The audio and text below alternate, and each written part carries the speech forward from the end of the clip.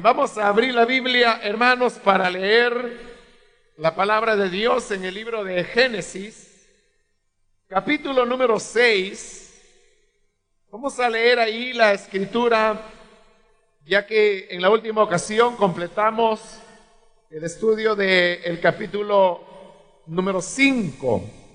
Ahora vamos a iniciar el estudio del capítulo número 6. Leamos entonces Génesis capítulo 6, versículo 1 en adelante, que nos dicen: cuando los seres humanos comenzaron a multiplicarse sobre la tierra y tuvieron hijas, los hijos de Dios vieron que las hijas de los seres humanos eran hermosas. Entonces tomaron como mujeres a todas las que desearon. Pero el Señor dijo: mi espíritu no permanecerá en el ser humano para siempre, porque no es más que un simple mortal. Por eso vivirá solamente 120 años. Al unirse los hijos de Dios con las hijas de los seres humanos y tener hijos con ellas, nacieron gigantes que fueron los famosos héroes de antaño. A partir de entonces hubo gigantes en la tierra. Al ver el Señor que la maldad del ser humano en la tierra era muy grande y que todos sus pensamientos tendían siempre hacia el mal, se arrepintió de haber hecho al ser humano en la tierra y le dolió en el corazón. Entonces dijo: voy a borrar de la tierra al ser humano que he creado y haré lo mismo con los animales, los reptiles y las aves del cielo. Me arrepiento de haberlos creado. Pero Noé contaba con el favor del Señor. Hermanos, hemos llegado ahora a este pasaje de la Biblia, que es un pasaje que ha provocado mucha controversia. Y quiero decirle que es una controversia no de la época actual, sino que es una controversia que tiene muchos siglos. Realmente tiene milenios, más de 2000 años, de venir esta controversia, dado que incluso dentro del judaísmo, mucho antes que Jesús viniera a la tierra y se redactara el Nuevo Testamento, había ya una discusión entre los judíos acerca de cómo interpretar correctamente lo que la Biblia aquí habla en cuanto a que los hijos de los hombres se unieron con los hijos de Dios, y luego también se afirma que como resultado de estas uniones nacieron los gigantes. Incluso hay libros apócrifos que son parte de la Septuaginta, pero que no son parte del canon del Antiguo Testamento, y que recogen relatos donde se dice que estos hijos de Dios que ahí se mencionan eran ángeles caídos que descendieron a la tierra para tomar forma humana y tener relaciones sexuales con las hijas de los hombres, y que por esa causa nacieron los gigantes. Al hablar de la Septuaginta, recuerde usted que estamos hablando de la traducción que se hizo del hebreo al griego de las escrituras del Antiguo Testamento.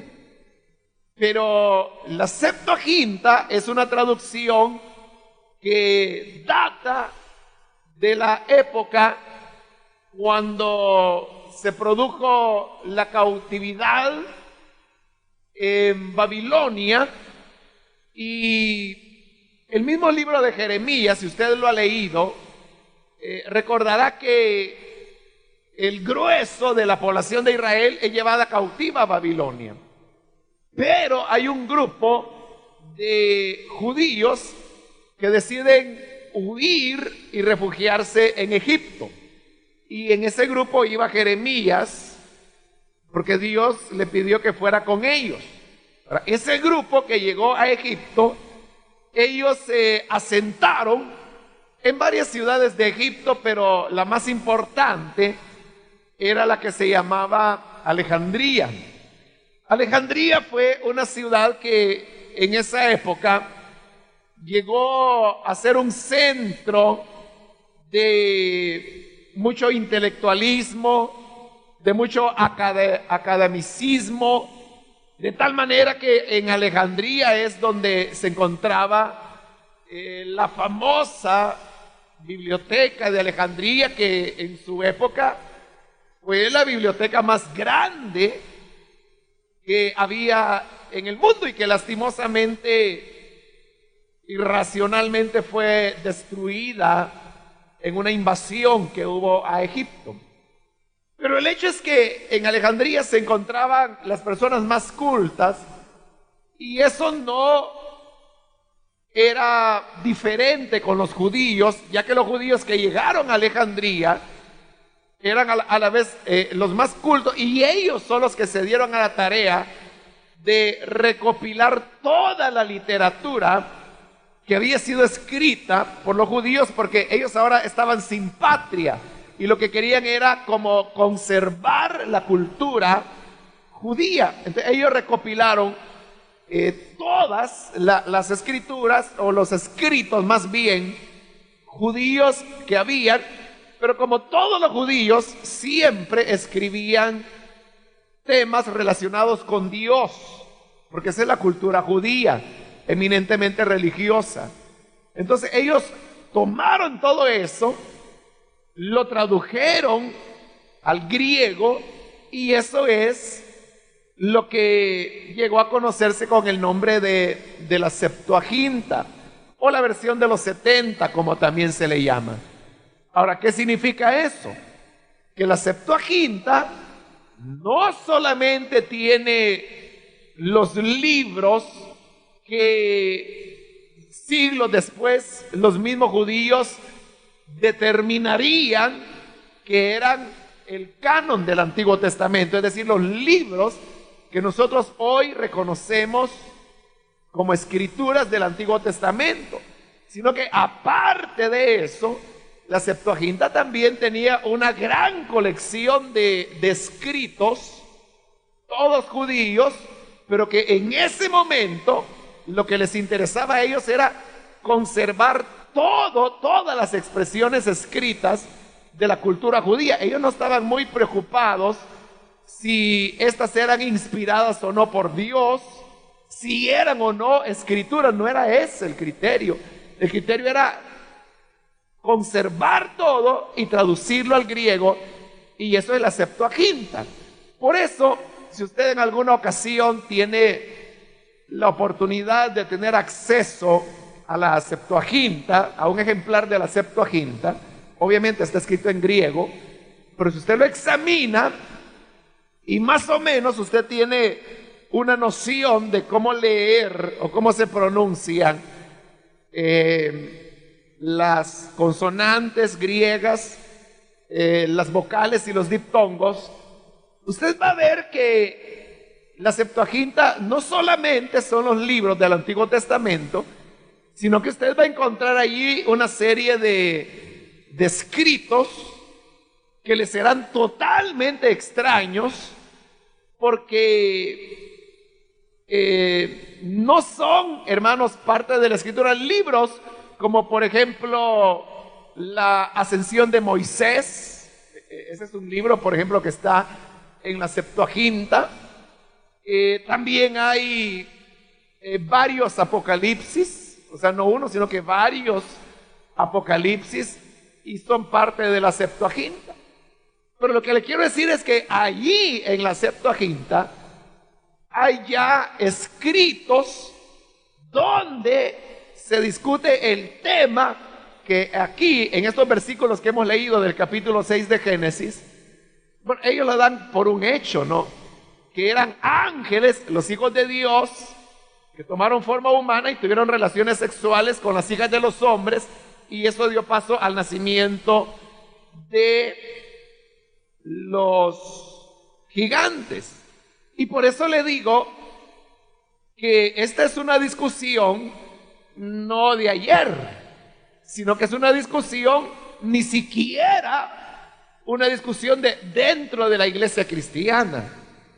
O sea, es cierto que es una discusión dentro de la iglesia cristiana, pero es una discusión que tiene más de 2000 años, tiene milenios, y es una discusión que comenzó con los mismos judíos. Ahora, en más de 2000 años de ir llevando una discusión, obviamente muchos argumentos se han vertido a favor y en contra de esa interpretación, porque hay dos interpretaciones. Una interpretación es que los hijos de los hombres son los descendientes de Caín y que los hijos de Dios son los descendientes de Set, y que aquí lo que ocurrió fue que esas dos descendencias, que una se relata en el capítulo 4, que es la de Caín, y la otra se relata en el capítulo 5, que es la de Set, finalmente terminaron mezclándose, y por eso sobrevino el juicio del diluvio. Esa es una interpretación. La otra interpretación es que la que ya le dije, que los hijos de Dios son ángeles que tomaron forma humana, tuvieron relaciones con mujeres, hijas de hombres, y esto dio paso al nacimiento de los gigantes y a una maldad que trajo como consecuencia el juicio del diluvio. Esas son las dos interpretaciones. Ahora, quiero decirle que yo no quiero hacer muy largo el tema, y de una vez quiero decirle que yo, de manera personal y durante toda mi vida cristiana, siempre he sido partidario de la interpretación que el pasaje no está hablando de ángeles que vienen para tener relaciones con mujeres, sino que el pasaje está hablando de la mezcla de los dos linajes, la descendencia de Caín y la descendencia de Set, y que se mezclan y que da como resultado el juicio de Dios. Entonces, como no se trata, hermanos, de alargar tanto la cuestión, le voy a decir de una vez los argumentos por los cuales y yo creo, y conmigo una gran cantidad de autores cristianos, pero también no le puedo negar, ni debo hacerlo, que hay otros autores cristianos que continúan sosteniendo la posición de que eran ángeles. Pero le voy a decir cuáles son mis argumentos, que repito, no son solo míos, sino que son de muchos cristianos que han participado en esta discusión, que repito, en el caso de la iglesia cristiana lleva 2 milenios, pero en el caso de los judíos lleva más de 2000 años de venirlo discutiendo. El primer argumento es que, en primer lugar, en toda la Biblia y en el Nuevo Testamento incluido, no hay ninguna referencia a que se haya producido aquí en Génesis 6 una relación sexual entre ángeles y seres humanos. No hay ninguna otra referencia en la Biblia. Por lo tanto, este es el único pasaje al cual podemos aferrarnos. En segundo lugar, el Señor Jesús, cuando durante su ministerio y a partir de aquella pregunta que le hicieron los saduceos acerca de la resurrección, él dijo claramente que en la resurrección, dijo él, hombres y mujeres, dijo, no se casarán ni se darán en matrimonio, porque serán semejantes a los ángeles. ¿De qué estaba diciendo ahí el Señor? Que cuando resucitemos, ya no habrá ni hombre ni mujer. Es decir, esa categoría de masculino y femenino es una categoría para la tierra y no es una categoría que se pueda aplicar en el mundo venidero, en la resurrección. Es igual que Dios. Dios no es ni masculino ni femenino, porque Él no entra dentro de esas categorías. Él es Dios. Igual los ángeles. Los ángeles son seres asexuados. Es decir, que no hay ángeles hombres, ángeles mujeres, porque esa categoría de mujer, hombre, masculino, femenino, pertenece al hombre en esta vida terrenal, nada más. Por lo tanto, los ángeles son seres asexuados y al ser asexuados, ellos no tienen absolutamente ningún interés en tener relaciones sexuales porque es algo ajeno a su naturaleza. No hay ningún atractivo para ellos en los aspectos sexuales porque ellos no tienen sexo. Son simplemente ángeles. Es, hermano, como que si yo le preguntara a cualquiera de los hermanos aquí, hermano, ¿y usted siente atracción sexual por esta planta que está aquí? Mire qué bonita, se ve hermosa. No le atrae sexualmente. ¿Pero por qué no le atrae? O sea, porque no es de su naturaleza.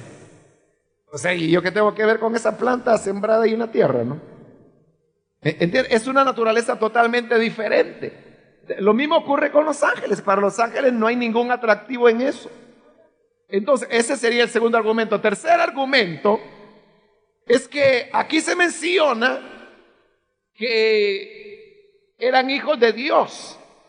Y es cierto que en el Antiguo Testamento, y un pasaje muy claro donde podemos notar eso es en el libro de Job, en el capítulo 1 y 2 sobre todo, ahí claramente a los ángeles se les da el nombre de hijos de Dios. Entonces, sí es valedero que a los ángeles se les llame hijos de Dios. Pero, ojo, ¿a cuáles ángeles se les llama hijos de Dios? A los ángeles que son obedientes a Dios, o a los demonios, que supuestamente son los que aquí tuvieron relaciones con las mujeres. Entonces, obviamente a quienes la Biblia llama hijos de Dios son los ángeles que conservaron la obediencia, no a los que fueron desobedientes. De tal manera que si incluso se aceptara que la expresión hijos de Dios aquí se está refiriendo a ángeles, en todo caso tendría que ser los ángeles que no cayeron y que por no haber caído no tendrían por qué cometer esa falta que se pretende fueron ángeles quienes las cometieron. ¿Está claro?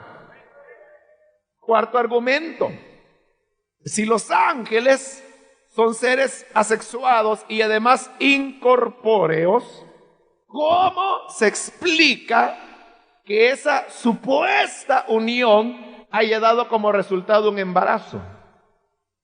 O sea, ¿cómo se explica eso? Que un ser asexuado e incorpóreo pueda provocar un embarazo en una mujer. ¿Cómo? Simplemente no puede ser. Ese era el argumento 4, ¿verdad? ¿O cuál íbamos ya? Por el cuarto. Quinto argumento: la idea de que fueron demonios los que tuvieron relaciones con las mujeres se ve reforzada por el hecho que dice que como resultado de esas uniones entre las hijas de los hombres y los hijos de Dios nacieron gigantes. Entonces, el argumento es que los gigantes fueron el producto de precisamente que era una relación con ángeles. Pero, ¿qué sucedió después de esto? Vino el diluvio. Y por lo tanto, en el diluvio fueron desarraigados todos, excepto Noé, su esposa, sus 3 hijos y sus nueras, 8 personas, que fueron los únicos que sobrevivieron. Eso significa que todos los gigantes habían muerto. Solo sobrevivió Noé y su familia. Pero, si usted lee la Biblia, usted encontrará que cuando Israel va a entrar en la tierra de Canaán, dice que ahí encuentran gigantes. Entonces, hoy la pregunta viene: ¿de dónde salieron estos otros gigantes? El mismo Goliat, y eso es muchos siglos después, porque solo la época de los jueces son más de 400 años. Y luego vino la monarquía, y cuando David viene y mata a Goliat, la Biblia dice que era un gigante también. Entonces, ¿cómo es que podían haber gigantes después del diluvio si se toma como cierto el argumento que los gigantes fueron producto de esta unión que hubo entre los demonios y las mujeres antes del diluvio, pero que obviamente fueron muertos por las aguas del diluvio? Pero el hecho que aparezca en el libro de Números, cuando van a entrar a la tierra de Canaán gigantes, y luego que con David aparecen gigantes, y luego hay valientes de David que matan a otros 4 gigantes más, ¿de dónde salieron esos gigantes? Entonces, la lógica nos dice que estos gigantes eran descendientes de seres humanos y que no tenían nada que ver con intervención de ángeles. Porque después del diluvio no se dice que se presente una situación similar a esa. Y finalmente, el sexto argumento es que cuando la Biblia relata esa unión entre los hijos de Dios y las hijas de los hombres, no dice qué perversidad la de los ángeles, sino que dice el versículo 5: al ver el Señor la maldad del ser humano, al ver la maldad del ser humano, no dice la maldad de los demonios y de los seres humanos. Entonces, ¿cómo veía el Señor la unión de los hijos de Dios con las hijas de los hombres? Como maldad del ser humano. Por lo tanto, para el Señor era seres humanos los que habían cometido esa maldad. ¿Estamos claros, hermano, en cuanto a eso? Espero que haya captado usted los argumentos. Entonces, sobre la base de estos argumentos, quiero decirle que definitivamente la idea que fueron ángeles los que tuvieron relaciones sexuales con mujeres, esa es una tontera, ese es un disparate, y que tenga milenios de venir siendo discutido, únicamente quiere decir que la gente está andada a los disparates que pueden durar milenios, ¿no? Pero la evidencia de la Biblia apunta a una dirección diferente. ¿Cuál es esa dirección diferente? La misma lógica, hermano, que hemos traído de los estudios anteriores nos da el sentido. Así que fíjese que interpretar que fueron, y esto ya sería un séptimo argumento, interpretar que fueron ángeles, eso sería violentar el orden narrativo que Moisés ha venido trayendo de los dos linajes.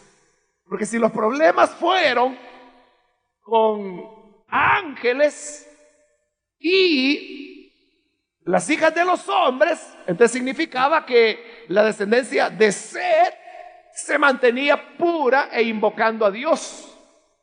Pero ¿dónde está esa descendencia pura? Desaparece.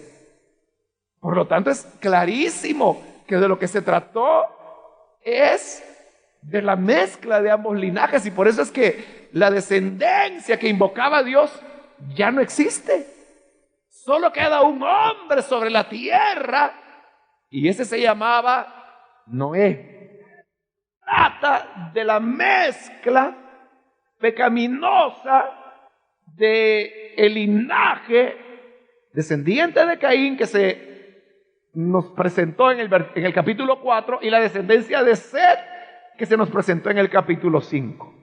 Entonces note ahora, vamos ahora al capítulo 6, versículo 1. Dice, cuando los seres humanos comenzaron a multiplicarse sobre la tierra y tuvieron hijas, está hablando de la descendencia de Caín, tuvieron hijas. Versículo 2, los hijos de Dios, que esta es la descendencia de Set, los que invocaban el nombre del Señor, vieron que las hijas de los seres humanos eran hermosas, y entonces tomaron como mujeres a todas las que desearon. Es decir, ya lo habíamos explicado, hermano, en el capítulo 4, cuando estudiamos la descendencia de Caín, que todo el criterio para la descendencia de Caín era la apreciación de la mujer como objeto de satisfacción sexual. Eso era dentro de la descendencia de Caín y en la civilización cainita, como le llaman algunos. Pero en la civilización setita, es decir, de la descendencia de Set, los valores eran el temor a Dios. Y es cierto que un joven, y acuérdese que no se casaban tan jóvenes, como a los 150, 200 o 300 años de edad se casaban. Pero para la vida que llevaban en esa época, eso era joven, ¿no? Era normal entonces que un joven de 200 años de edad sintiera atracción por una joven de 180 años de edad, porque la veía atractiva. Pero en la descendencia de Set, en la descendencia de los hijos de Dios, el criterio no era la apariencia física y la mujer como un instrumento de satisfacción sexual, sino que iban envueltos todos aquellos elementos que Dios quiere estén presentes en toda relación matrimonial de hombre y mujer. Y son aquellos elementos del amor, de la consideración de la mujer como una totalidad. Es cierto que la mujer tiene cuerpo, pero la mujer también es persona y también piensa y también tiene una personalidad y tiene un carácter y tiene una forma de ser. Y entonces la mujer no solo debe ser deseada, sino que debe ser amada, apreciada, y como lo dice ya en el Nuevo Testamento, sustentada, vestida, cuidada, considerada como coheredera de la vida y tratarlas con delicadeza y no ser ásperos con ellas. Entonces, todos esos elementos eran los que habían dentro de los hijos de Dios. Pero sucedió que a las hijas de los hombres, como para ellos, en su cultura pecaminosa, lo que valía era la apariencia externa.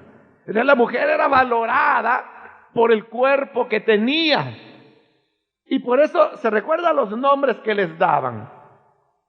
Mencionamos algunos, por ejemplo, las esposas de Lamec. Una se llamaba Deleitosa, la otra se llamaba la de trenzas, la hija de él se llamaba Linda, Preciosa, Adorable. Había otra que se menciona que significa adorno. De todo era un énfasis hacia el aspecto físico. Entonces, como la mujer dentro de esa cultura pecaminosa sabía que era valorada únicamente por su apariencia externa, entonces procuraban verse lo más atractivas posible, porque así iban a ser valoradas. ¿Y cómo hacían para verse físicamente atractivas? Utilizando peinados, utilizando vestidos que destacaban sus atributos anatómicos, es decir, que las hacía verse hermosas.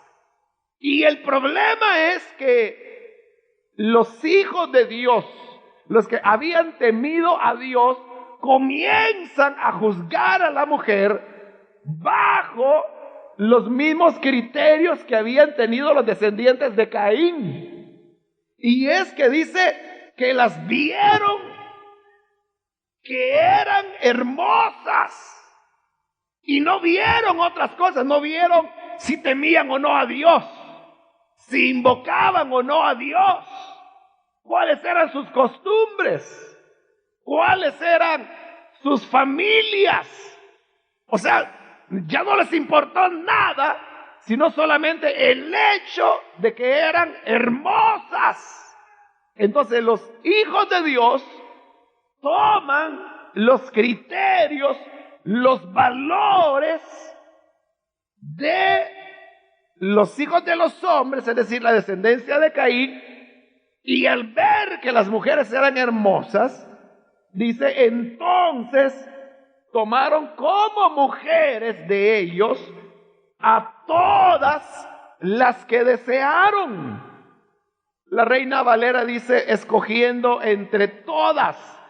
Pero realmente la idea que el hebreo da es esta, que transcribe la NBI, y es que dice que tomaron todas las que desearon. Eso significa que los hijos de Dios no solamente tomaron una, sino que tomaron todas las que desearon. Es decir, veían una hermosa, la tomaban. Pero luego veían otra que también era hermosa, la tomaban también. Y luego podían tomar una tercera, una cuarta, una quinta.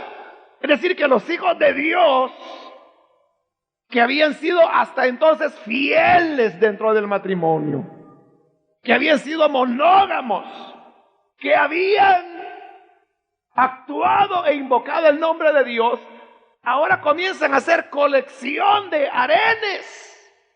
Y ahí es donde se produce la mezcla del linaje santo con el linaje impío.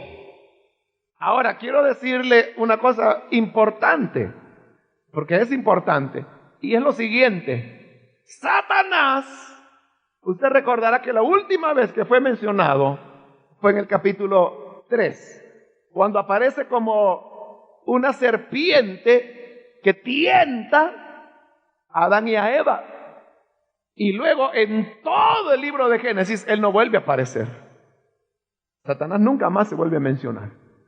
Pero eso no significa que Satanás se fue a dormir, sino que, oiga, ¿qué era lo que Satanás quería? Porque recuerde que cuando el Señor le dijo a la mujer, de ti nacerá un hijo que aplastará la cabeza a la serpiente.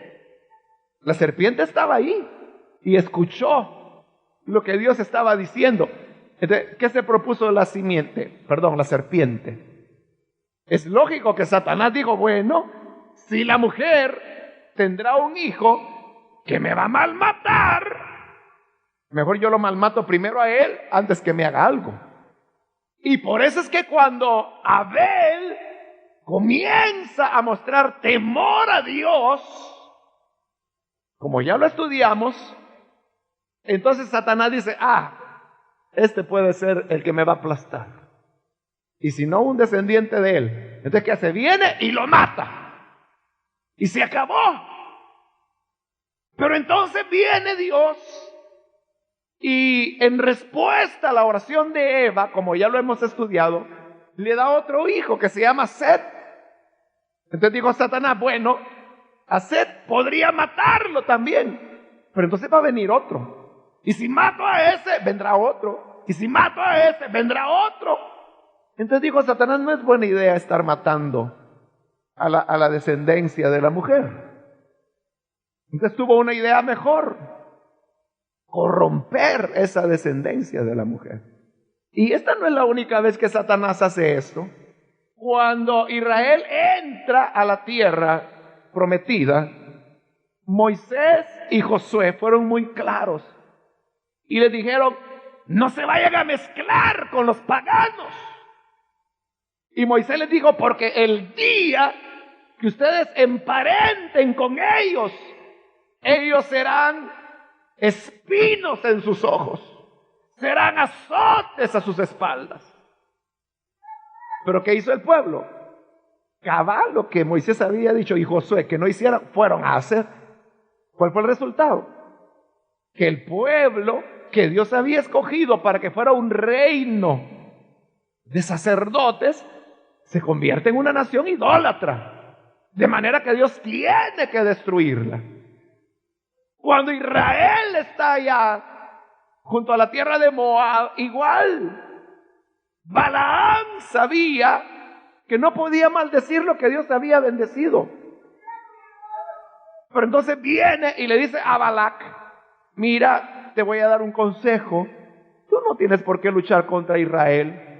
Deja que sea Dios quien luche contra ellos. Y Balac le dice, pero ¿y cómo Dios va a luchar contra ellos? Viene a luchar contra mí, no contra ellos. Se está defendiendo a ellos. Le dice Balaam, es que tú no sabes que Dios puede volverse enemigo de ellos. Y yo te lo puedo decir. Bueno, dímelo. Lo único que tú sabes es que hay ciertos gastos de representación que yo tengo que llenar. Y un consejo tiene mucho valor. Así que, ¿cuánto me das por el consejo? Porque Balaam lo que quería era dinero. Y a saber cuánto le dio Balac. Pero Balaam viene y le dice, mira, es muy fácil.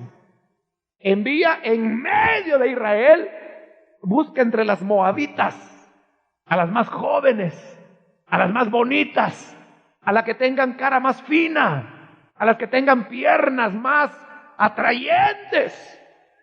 Y prepárenlas, que se vean lindas, que se vean atractivas, que se vean hermosas, y envíalas al campamento de Israel, que sean las más dulces, que sean las más de buen carácter.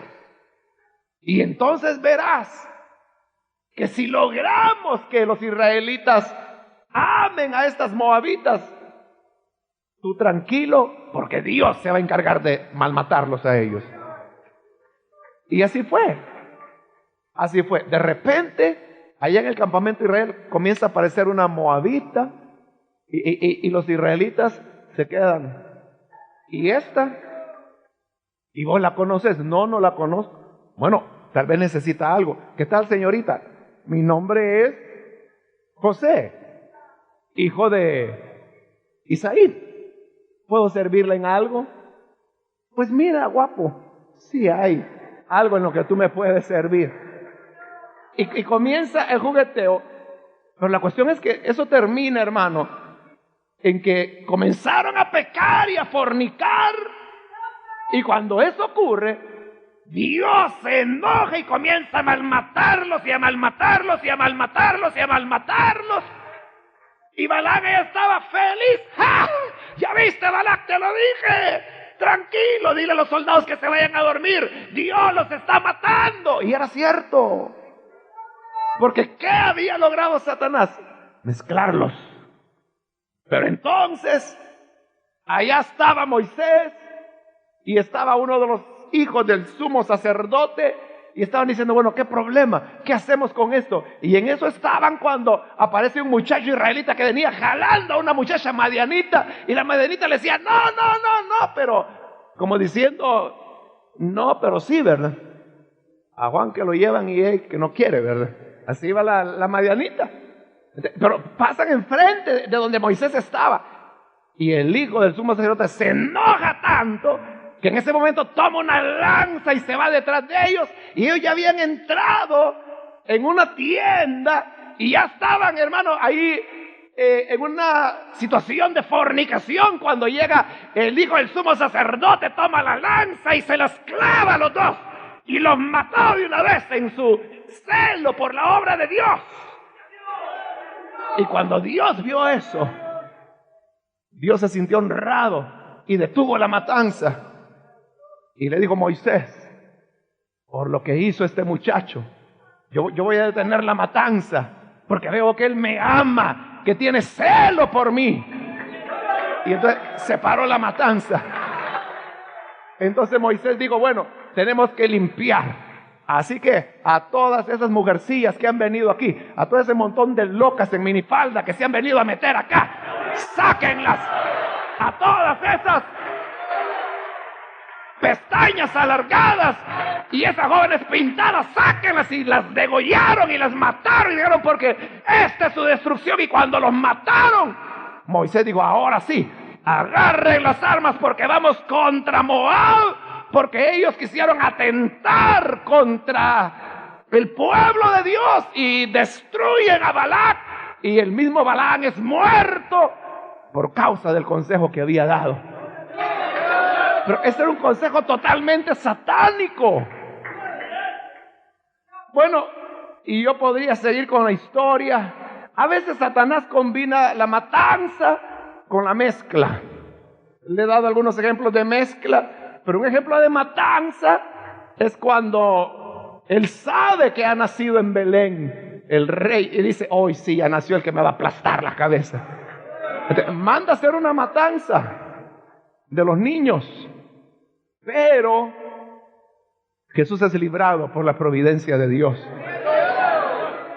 Pero ahora Jesús tiene descendencia, y esa descendencia somos ustedes, hermano y hermana.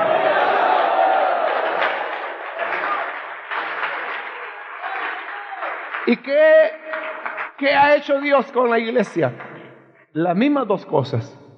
Porque usted sabe que al principio, en el nacimiento de la iglesia, los cristianos fueron asesinados. Al hacer los conteos de cuántas tumbas hay en las catacumbas, que son subterráneos bajo la ciudad de Roma, se calcula que fueron aproximadamente 4 millones de cristianos que fueron asesinados. Pero ¿le funcionó a Satanás eso? Al contrario, mientras más mataba, más creyentes habían. Por eso la frase tan famosa de Septimio Clemente Tertuliano, quien dijo, la sangre de los mártires es la semilla de la iglesia. A más sangre de mártires, más iglesia. ¿De qué hace Satanás? Cambia de táctica. Entonces dice, no, ¿por qué tenemos que pelear? Si en la misma tierra vivimos, seamos amigos. Y a través de Constantino viene y le da la mano a la iglesia.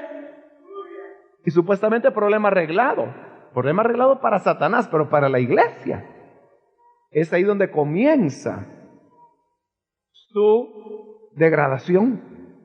Y por eso es que en 2 de Corintios capítulo 6, Pablo todavía viene y advierte una vez más: no os unáis en yugo desigual con los incrédulos. Porque ¿qué comunión tiene la luz con las tinieblas? Y en el libro de Apocalipsis, a la altura del capítulo 18, el Señor Jesús viene y le dice a la iglesia, hablando de Babilonia, del mundo: salid de en medio de ella, pueblo mío, y no participéis de sus pecados, para que no recibáis el juicio que vendrá sobre ella. Entonces, Satanás utiliza los dos medios. Mire, si Satanás pudiera, nos matara a todos ya. Él quiere matarnos, hermano. O sea, no cree que quiere enviarle una tarjeta el día de su cumpleaños. Él le odia. Él nos odia, nos quiere matar. Pero ¿por qué no nos mata? Porque el ángel del Señor acampa alrededor de los que le temen.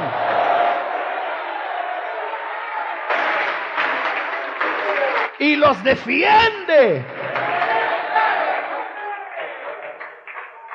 Pero en la primera oportunidad, y si Dios se lo permite, Satanás no va a dudar en hacerlo, hermano. Nos matará. Nos matará, no tenga la menor duda, lo hará.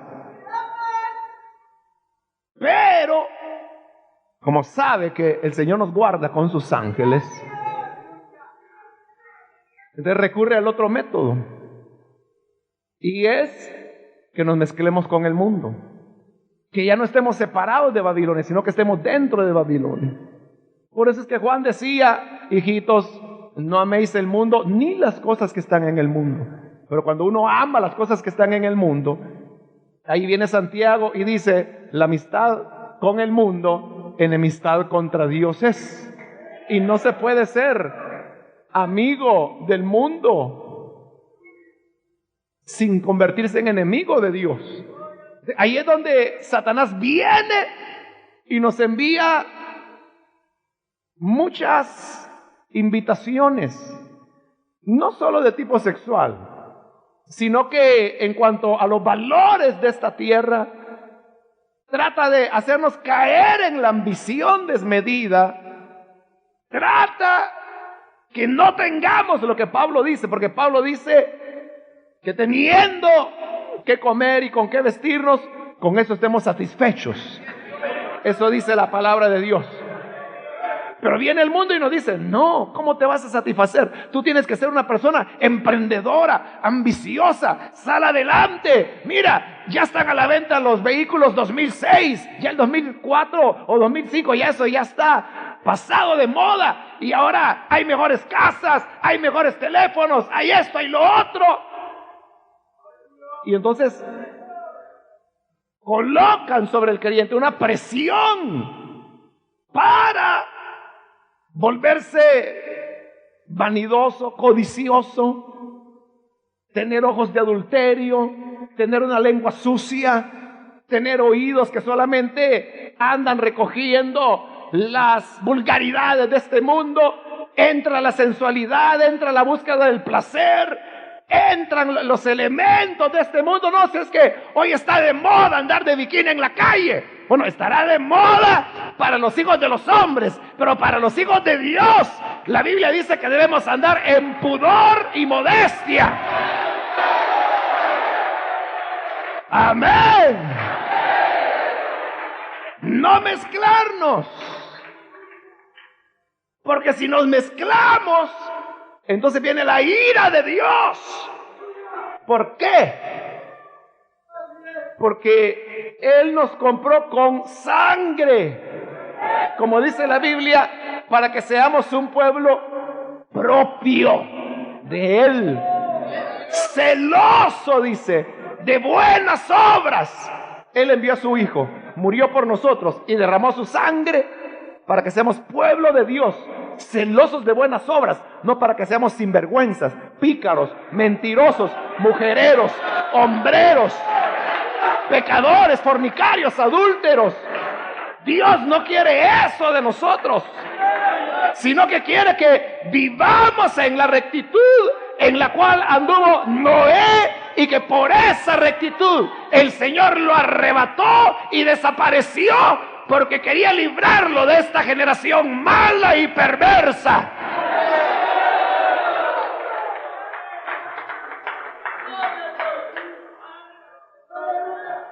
Bueno, ya se terminó el tiempo, hermanos. Pero vamos a seguir en la próxima. Pero para aquellos que se dicen cristianos y todavía están con un pie en el mundo y el otro también, hoy es el tiempo que tú te decides. ¿Estarás del lado de los hijos de Dios o de los hijos de los hombres, los hijos de Caín, los descendientes de Caín, los que pertenecen al mundo, al diablo, al reino de las tinieblas, como dijo el Señor Jesús? Nadie puede decir, si es que lo que pasa es que yo no soy fanático, yo voy a la iglesia, pero también tengo a mis amigos, yo el sábado voy a la discoteca, pero el domingo estoy en la iglesia.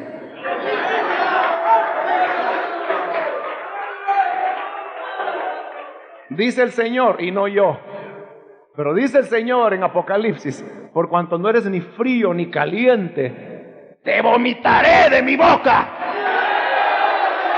Porque el Señor le da asco, le causa náuseas a alguien que no se define ni por el bien ni por el mal. Pero nosotros decidámonos por Cristo y estemos siempre ardiendo en el fuego del amor a Dios. Ardamos en pasión por Cristo, en pasión por la santidad. Hoy ya casi no se habla de eso, de la pasión por la santidad. Se habla de la pasión por el muchacho, de la pasión por la muchacha, de la pasión que el joven vive, de la pasión de sus presiones sexuales.